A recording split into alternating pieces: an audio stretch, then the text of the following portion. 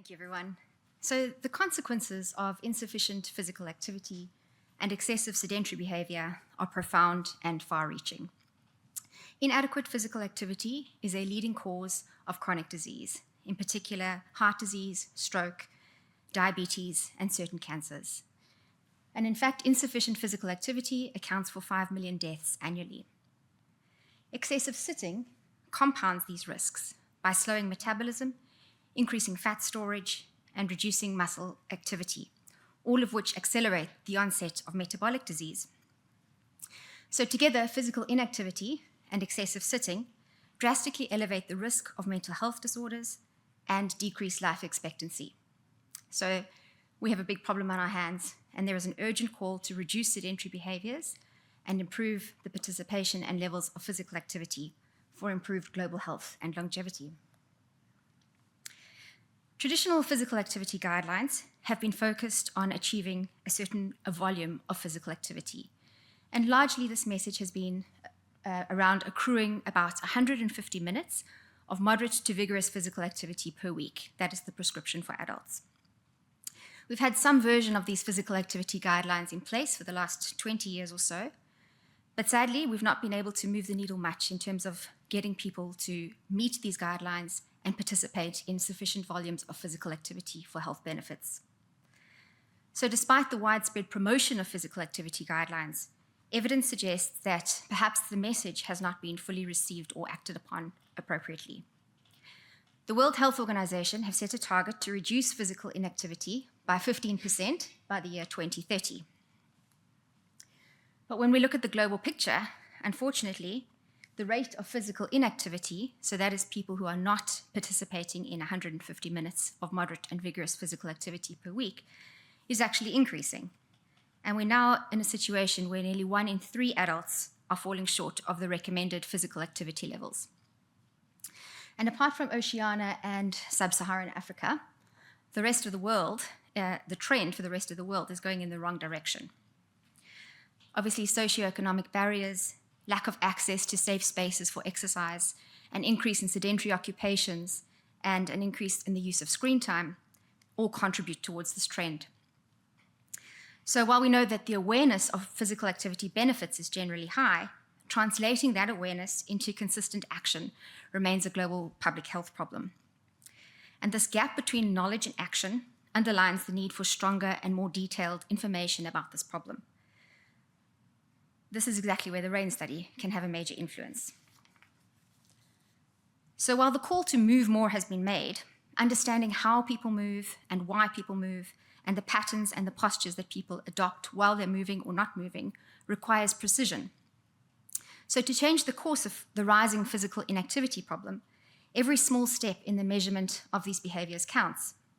And just as one small step can lead to giant leaps in health, we must make sure that we are using cutting-edge methods in physical activity measurement. This is the key to tracking and understanding movement patterns on a large scale, just like we're doing in the RAIN study. We need accurate, data-driven insights that will allow us to pinpoint high-risk groups, to refine interventions, and to truly make strides in public health. In fact, the World Health Organization now plan on using wearable technology or accelerometers or some sort of sensor device in the development of their 2030 physical activity guidelines. So they're moving away from questionnaire-based information and moving towards the adoption of wearables. And this is because they understand the importance of patterns and postures and the detailed nuances that we're able to get by using these kind of devices to measure our physical behaviors. So we all have the same 24 hours in the day, but it turns out how we spend our day and the composition of time that we spend in those different behaviors matters and has implications for our health. We're moving beyond just measuring the quantity of sleep or the quantity of sedentary behavior or the quantity of physical activity. And we're starting to be able to have ways and understandings that it's the detailed patterns and postures and times and volumes and intensities that we spend within each of these behaviors. And it's also not just those variables that are important, but it's the distribution and the composition of how we spend our day in that 24-hour period that has an impact on our health. So last year I spoke quite a lot about the data that we've been able to gather from the physical activity measurements that we've made in the RAIN study, and I presented quite a few of the historical papers that we've published on this work. And I also showed this slide last year where I spoke about the evolution of measurement of physical activity in the RAIN study, how we used to use questionnaires, 30 years ago. We moved on to the pedometers. Peter Eastwood just spoke about the very big, red, ugly accelerometers that we used in the a 22-year follow-up, and how, very excitingly, we've just introduced a new type of wearable sensor called the Sense device that our Generation 1 and Generation 2 participants have been wearing over the last year or so. So I promised you that I would hopefully be able to show you a little bit of insights into the kind of data that we're able to get from these devices. The Sense device is a thigh-worn wearable sensor, and it provides an accurate representation of how much time is spent in different activities, including sleeping, sitting, standing, walking. And so far, we've had over 1,000 participants wear this device. And most participants have reported a very positive experience, which is obviously very important to us because the device has been reported to be very comfortable to wear. It stays on the participants for the full 7 days. And so we're able to get a much more accurate representation of what a typical week looks like and how the physical behaviors play out in that week. The sensor can differentiate between static postures like sitting and lying, and also dynamic postures like walking, running, cycling. So we're able to get continuous data about how people are spending their time across a day in various physical states. Why is it so important to keep measuring these behaviors in a study like the RAIN study? What can this information tell us? So measuring physical activity and measuring different physical behaviors in observational studies, as we've heard many times today, provides us with powerful insights, but especially so when we're able to look at this behavior across different generations. The RAIN study is uniquely positioned to provide novel and valuable insights into how physical behaviors may differ between different generations. And by understanding those generational differences, we can use that information to inform and tailor public health interventions to meet specific needs of specific groups. For example, promoting activity in the younger population or encouraging healthier habits in an older population. Now, as I mentioned, we're still collecting the data from the Sense device, and I'm just going to show you some very basic descriptive variables that I've looked at from the first 500 or so participants, an even split between Generation 1 and Generation 2. And it's really in its infancy, but it's just quite exciting and interesting to look at the different patterns of behavior. So the first thing I want to show you is the slide that illustrates the hourly distribution of average steps taken over a typical 24-hour day for both Generation 1 and Generation 2 participants. And you can see here that, You can see here that there are two peaks in the activity patterns of these participants, one at around 8 a.m. and the other at around 5 p.m. And they're highlighted with the purple circles. And it's likely that these peaks illustrate periods that might be corresponding to morning and afternoon routines. It might be around getting up and going to work or dropping children at school, and in the afternoon commute home from work or going for a walk after work, whatever it might be. This type of data is very useful for identifying typical movement patterns and understanding how activity varies across the day. When we look at whether there are any differences in Generation 1 and Generation 2 participants, here in this graph, Generation 1 participants are shown in yellow. So the average age of these participants was around 60, and the Generation 2 participants around 33, shown in orange. We can see that there are slight differences in the patterns of behavior. So Generation 1 participants tend to have slightly higher step counts during the earlier part of the day, particularly around 8 a.m., compared to Generation 2, who tend to have a higher peak of activity in the later afternoon. So these purple circles indicate a generational difference in both timing and intensity, and understanding these generational differences can, of course, again help tailor public health messaging. For example, if we know that Generation 1 or older participants prefer maybe to be more physically active in the morning, we could use the afternoon as an opportunity to encourage physical activity, and vice versa for the younger participants. When we look at the differences between weekends and weekdays, we can see that the weekdays are shown in yellow and the weekends are shown in orange. And what's interesting about this is that there's a shift in those peaks of activity patterns. So people tend to get up a little bit later on the weekends, and instead of seeing that peak at around 8 a.m., we're starting to see it at about 10 a.m. And the afternoon peak is also a little bit earlier. It's at around 4 p.m. as opposed to the 5 to 6 p.m. peak that we're seeing during the weekdays. So we can surmise what these peaks in activity correspond to. But knowing this kind of information is very useful when we're trying to give people messaging about when is a good time to try and increase their opportunities to be more physically active. How about the differences between males and females? So in this graph, the males are shown in yellow and the females in orange. And you can see that there is a slight difference here as well. So in the morning is when the females tend to be more active.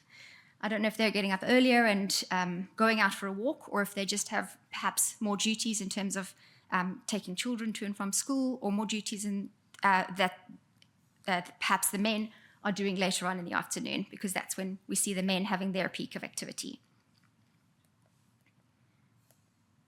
How about the different days of the week? So if we have a look at the Generation 1 and Generation 2 participants, this is their average step counts over the course of a week.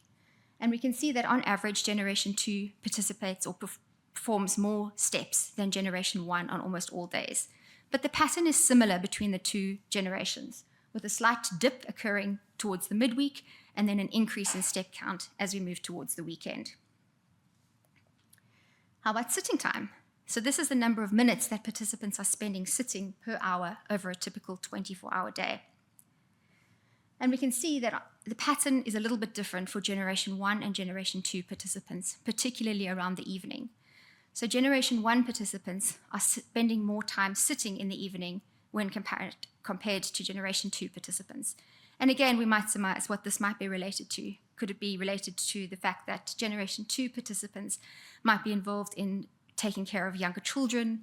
Have they got more time on their hands to be going out and doing physical activity? We know that Generation 1 participants from the earlier slide seem to prefer to be more physically active in the morning. So is this the time when those participants prefer to sit down and rest? If we look at the differences between weekends and weekdays, we can see that average sitting time on weekdays in yellow is higher than weekends, which is what we would expect, given that most people are probably still working in both populations during the week. The other thing that we're able to get from the Sense device is some indication of sleep, and you've heard lots about sleep from Peter Eastwood, but just to show you the volumes and patterns of sleep that we're able to get from the Sense data, we can see that the pattern is similar in that both generations are sleeping more on weekends compared to weekdays, but that Generation 1 participants are having a higher volume of sleep when compared to Generation 2. I'm not sure if the quality is better or not, but the volume is certainly higher. So where to next? As I said, we're still in the infancy of collecting this data. This is very preliminary. We haven't done very detailed analysis with this at all, but it's very exciting to think about all the possibilities of what we could do with this physical activity and sedentary behavior data. And we want to look at, obviously in time, all the different associations of these physical behaviors with health risks, but we also want researchers and people to collaborate and see the value in collecting this kind of information and use it in your other studies, looking at it in relation to whatever health outcomes or health risks you might be interested in. Understanding movement across age groups or generations is crucial for designing policies and products that cater to the needs of different age groups. We've got great plans to collaborate with international cohort studies to make sure that we're using cutting-edge methods and cutting-edge analyses so that we can really make the most of this amazing physical activity, sedentary behavior, and sleep data that we're collecting from our participants. So with that, I just want to acknowledge a whole heap of people that have been really important in this work, including Leon Straker, Peter Eastwood, Casper Lykegaard from Sense, Aidan Doherty, and Charlotte Rasmussen, and of course the RAIN study participants and staff. So thank you very much. We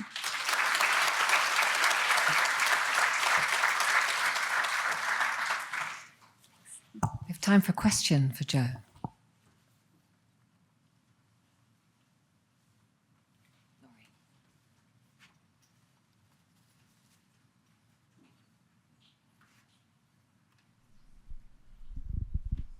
Thank you very much, Jo. That was fascinating. I wonder if you'd comment on what's been described as the concept of fidgeting and risk of being overweight, whereby people who are more fidgety, just even sitting still or getting up more frequently, whether you think that is a significant phenomenon and whether you can pick it up with your techniques. Yeah, that's very interesting. I don't know a huge amount about it, but I imagine it's related to, I guess, this breaking up of postures of prolonged sitting, in which case we'd definitely be able to look at some of those things with this data, because we'd be able to look at how many times people move from that sitting to that standing transition, or probably even fidgeting their legs. I don't know if we'd be able to look at that. I know that there is data to show that people who break up prolonged sitting times, there's quite a strong relationship with a reduced waist circumference for people who break up. They might have the same volume of sitting time, but in people who break that up more frequently, there is certainly a relationship with waist circumference. So that would be very interesting. We could definitely look at that.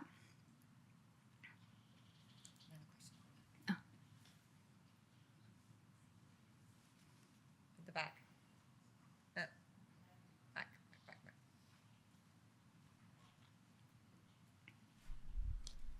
Hello.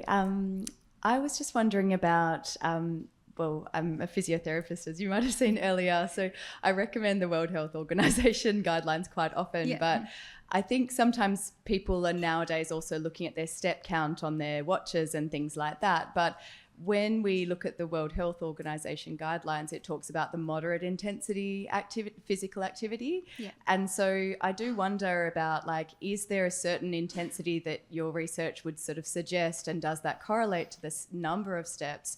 Or is it actually just, well, more movement's better anyway, so it doesn't, yeah.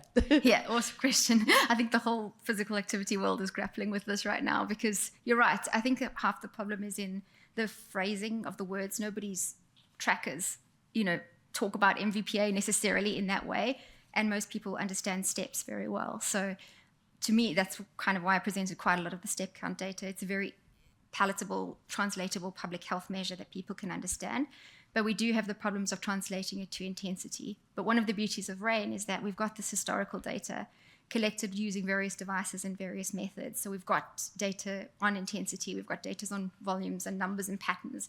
And a lot of the work that we want to do is around trying to work out a translatable metric across those different measures.